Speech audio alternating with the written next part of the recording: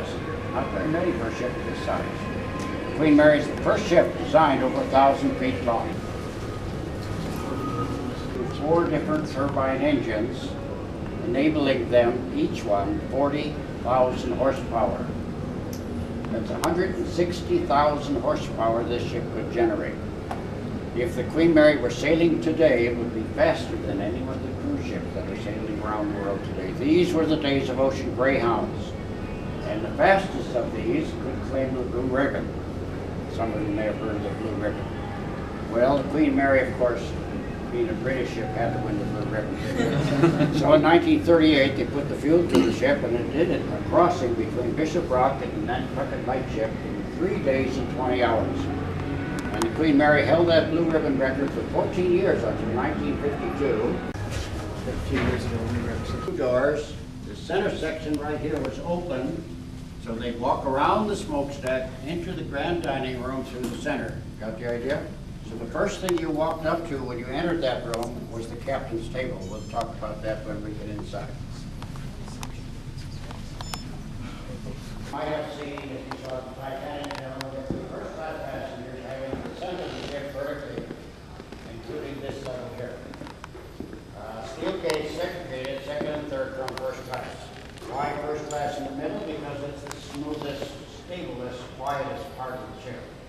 Second class had the stern of the ship back there, which suffered from engine and propeller vibrations. Third class had the front of the ship, bow section. So as the Queen Mary went through heavy winter storms in the North Atlantic, the bow might dip beneath the surface of the ocean, rise up 50 feet. That's why we put third class up in the front of the ship. We got the best ride. So you're now in the Grand Salon.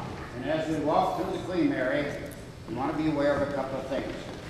Feel free to look around, look up as well as everything else. Because the Queen Mary is called the ship of beautiful work. When the ship was constructed, there were 56 possessions to the British Empire. Each possession is represented on the Queen Mary by a different wood. And some of these woods are exotic. The woods in this room come from South America. 4 shades of Corobo would make up the interior in this room. The theme of this room is given by the hand-carved pine around the upper bulkhead, shipbuilding through the ages, each one a unique work of art. This marquetry panel, all done in inlaid woods, is world famous. We see this in textbooks illustrating art from that period. It signifies Queen Elizabeth and the Queen Mary going back and forth. And they actually moved back and forth. They lit up, adjusted with the noon sight each day. A passenger could come in here, take a look at that, and see how much further he had to go on his journey. Today you see that on aircraft going across the Pacific Ocean. A little airplane goes back and forth. So the theme of this room is shipbuilding through the ages. Now the oil painting on the aft bulkhead is the largest on the Queen Mary, titled Mary England. We love the detail of this English country life. The artwork on the side is as well. Birds of the old world on the starboard side over here, and with the turkey, that's birds of the new world. The rarest thing on the Queen Mary, probably the most valuable as a unit, are these cast glass panels up here. You see backlit on this side. They tell the old Taoist story of earth, wind, fire, and water. Cast glass isn't done anymore like French and leak. It's very rare and very expensive. It's a good thing they're up high. So this room is used for many, many things. Every Sunday we have a fabulous brunch in here with 56 entrees, champagne. In the center of the salad table, a harpist plays classical music.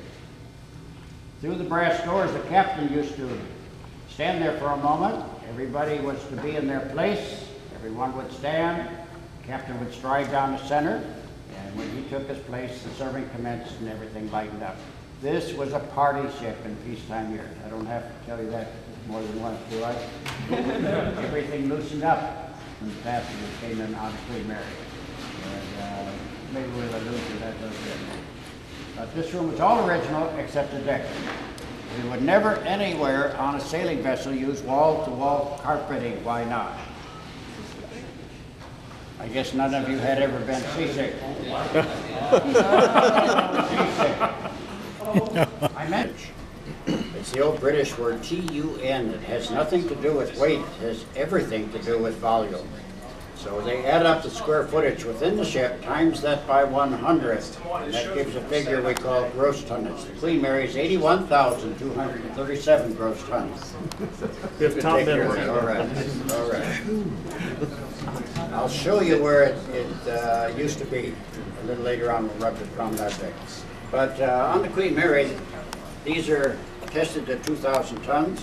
Still they can crack in heavy seas. These are deadlights for added safety. They're bolted shut as well. The backlight is turned on. A crank put in here, and you crank the peach glass.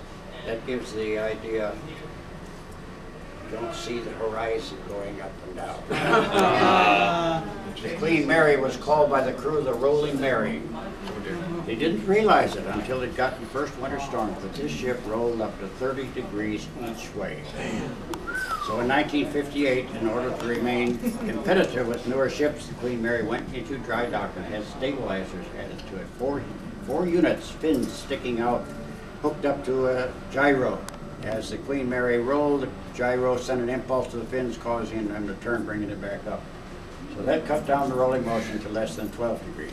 Does she still have the stabilizers on her? No, they were removed when the Queen Mary, after it came here to Long Beach. See, when the Queen Mary arrived here, it went in the Navy Yard initially and had some things done to it so it can sit in seawater. The Queen Mary is afloat. It rises and falls with the tide. You don't need to worry, however. At low tide, well, the draft is 44 feet, and at low tide there's only 2 feet of clearance beneath the ship. So if we spring a plate and sink, not to worry, we can only sink 2 feet. You're safe tonight. Unless it's high tide. Yeah, unless you're in the boiler room or engine room, so you feel like that'll fill up. So, now I'd like to take you into the first class swimming pool. The Queen Mary has 2 pools, and they're on this level as well, down low in the ship because of where the ship traveled in the cold, miserable North Atlantic Ocean.